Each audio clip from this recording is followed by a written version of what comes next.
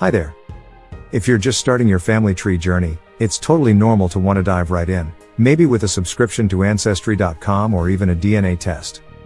After all, that's what you've probably seen on TV, right? But hold up. From my experience working with family historians, I've learned that starting with Ancestry or DNA testing can lead to more frustration than discoveries. Stick with me, and I'll explain why these aren't the best places to start, and show you a much better way to kick off your family history adventure. Before we go further, let me quickly clarify, if you're researching your biological family due to an adoption, DNA testing might actually be the best place to start. In that case, skip ahead and grab that test kit. But if adoption isn't part of your story, here's why starting with Ancestry or DNA can be tricky. When you jump into Ancestry, you'll be bombarded with a ton of names, records, and hints. Sounds great, right? Well, not so fast. Some of those records and hints will belong to your ancestors, but plenty of them won't. And as a beginner, it can be tough to tell the difference. Here's the problem: just because a record matches a name in your family doesn't mean it's actually for your relative. It might belong to someone who happens to have the same name. When researching your family tree, it's crucial to think of your ancestors as real people, not just names on a chart.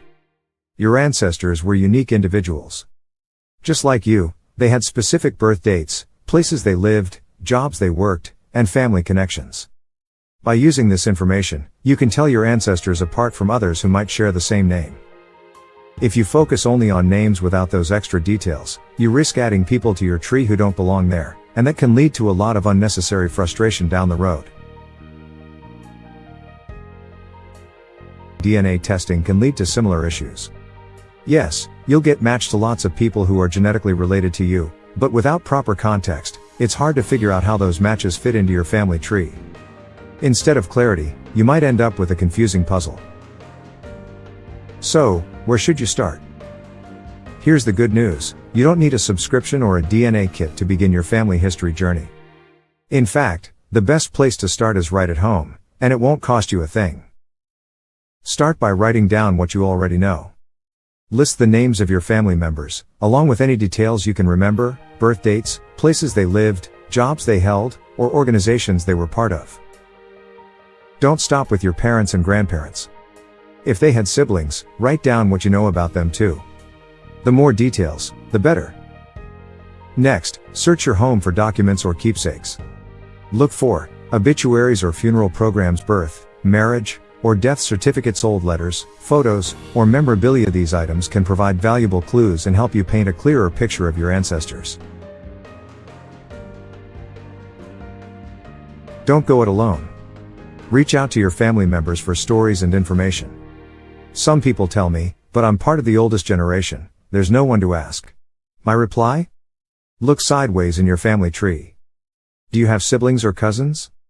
Even if they don't have a direct connection to certain ancestors, they might remember details that you don't. While you're at it, ask if your relatives have photos, letters, or even a family Bible. Sometimes people don't realize how important these items are to family historians until you bring it up.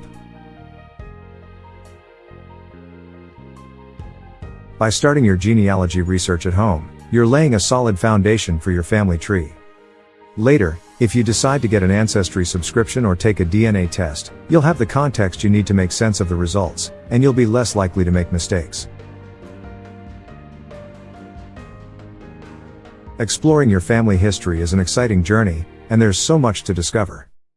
By starting at home and building on what you already know, you'll set yourself up for success and create a family tree you can truly be proud of.